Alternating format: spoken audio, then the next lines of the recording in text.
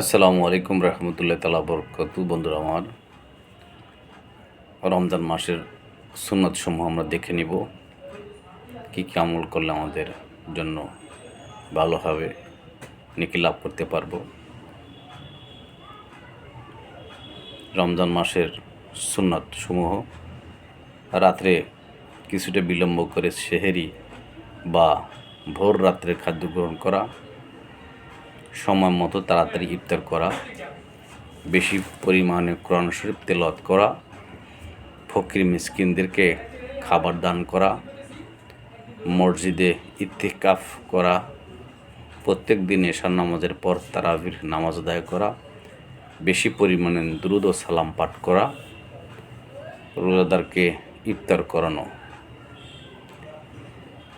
অনেক নেকি এবং সবের কারণ, আল্লাহ রসুলের সন্তুষ্টির একটি মাধ্যম এবং উসিলা।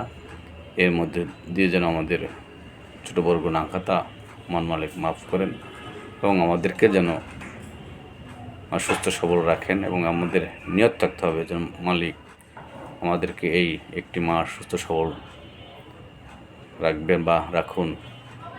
আগামী বছরে এই সময়টা, আগামী বছরে এই মাহে রমজান আমি পাবো কিনা জানি না, বা আমার হয়তো এই রমজানও শেষ রমজান হতে পারে, বা এই রমজানের সাথেই আমার শেষ দেখা সাক্ষাৎ হতে পারে।